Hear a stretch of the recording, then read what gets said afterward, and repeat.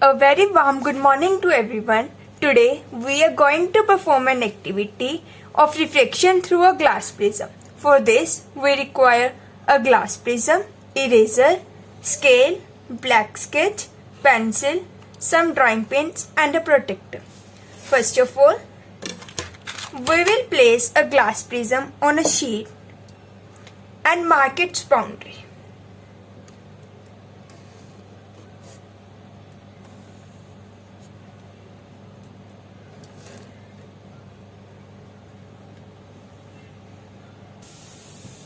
Now we will keep the glass prism aside.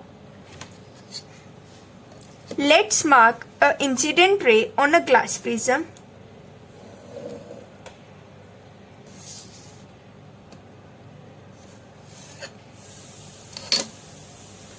Now let's draw a normal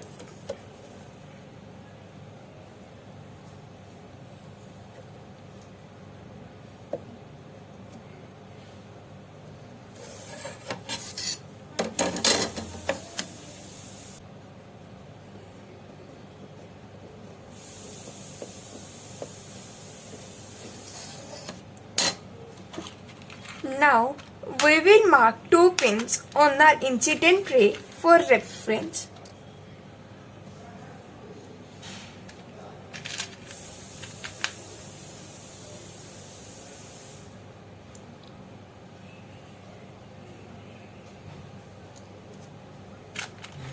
We will place the glass prism and observe through this reflecting surface and mark two pins.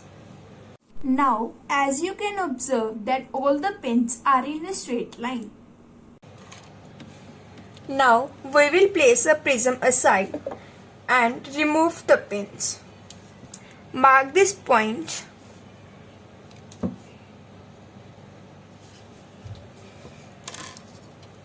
Now, we will draw a straight line passing through these 2 points.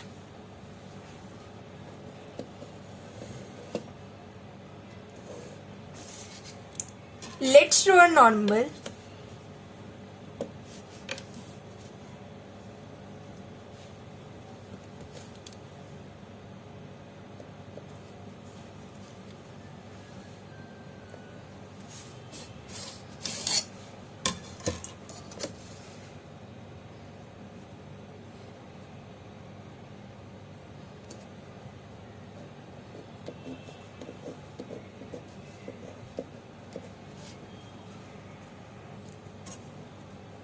This is a refracted ray.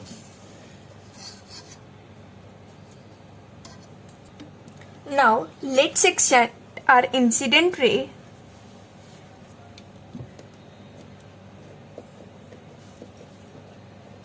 And emergent ray.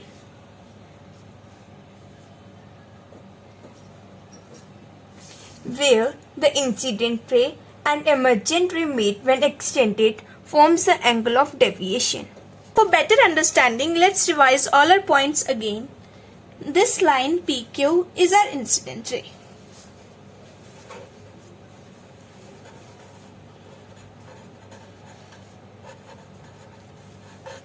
The angle formed between line PQ and normal is known as angle of incident.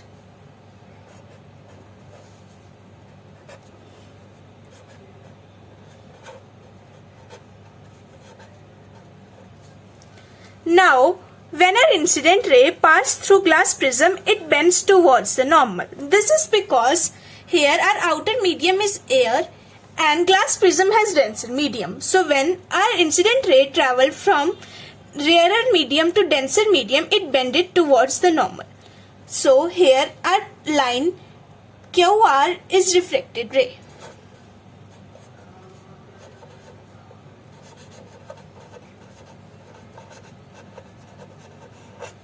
The angle formed between normal and refracted ray is known as angle of refraction.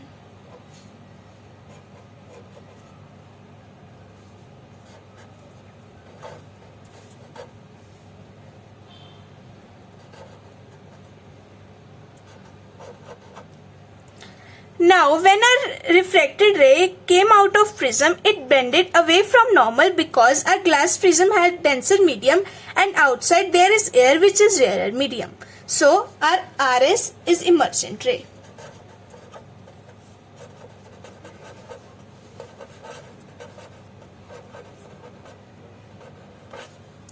The angle between normal and our emergent ray is known as angle of emergence.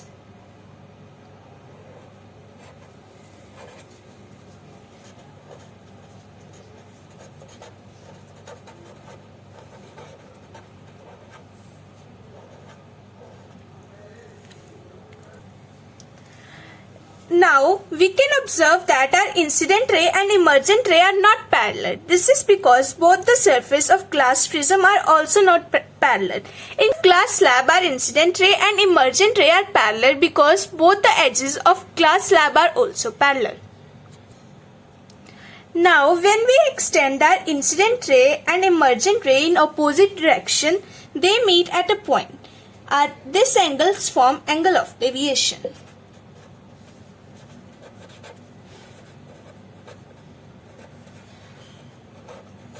Now let's measure our angle of deviation. As you can see, our angle of deviation measures to be 40 degree. Now let's also measure our incident ray and emergent ray. Our angle of incidence measures to be 50 degree. Now let's measure our angle of emergence. As you can see, our angle of emergence is also 50 degree. So from here we can also conclude one more thing that on refraction through a glass prism, our angle of incidence is always equal to angle of emergence. In this case, our angle of incidence and angle of emergence are of 50 degree. This also verifies a law which states that angle of incidence plus angle of emergence is equal to angle of deviation plus angle of prism.